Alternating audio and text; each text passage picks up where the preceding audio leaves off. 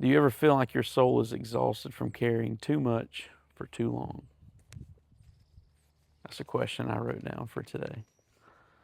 Psalm 62 and verse 1 says this, "Truly my soul silently waits for God. From him comes my salvation."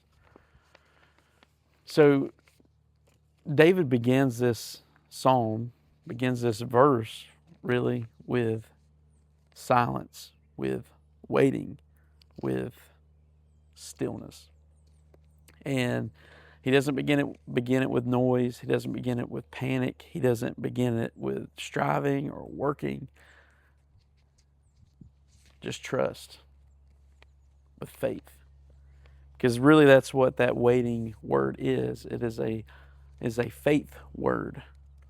It's a word that means trusting. It's a word that means waiting. It's a word that means giving it to God. And that's difficult for us because we as a people want to fix everything immediately. We don't want to wait. We don't want to, we want to open all the doors and see all the things and get the directions and all that. We want to fix it immediately.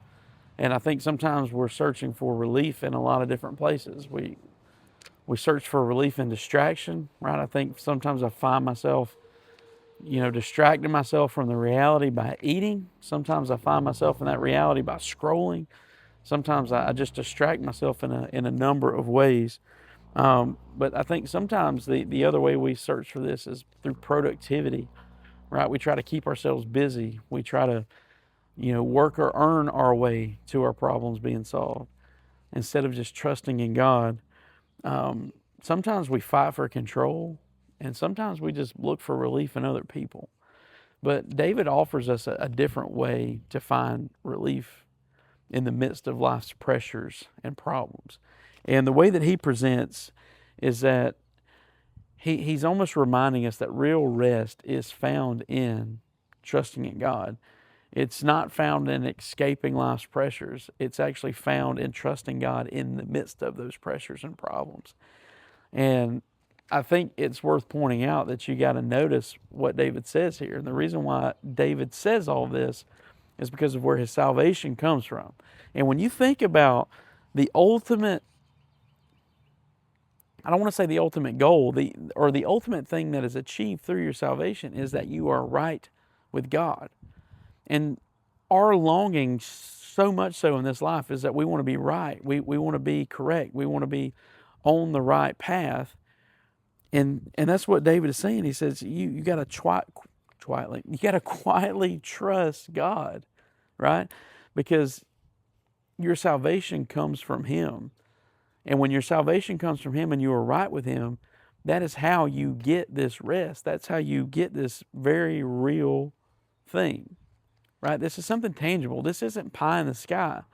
This is a very real, tangible reality that you can put your hands on.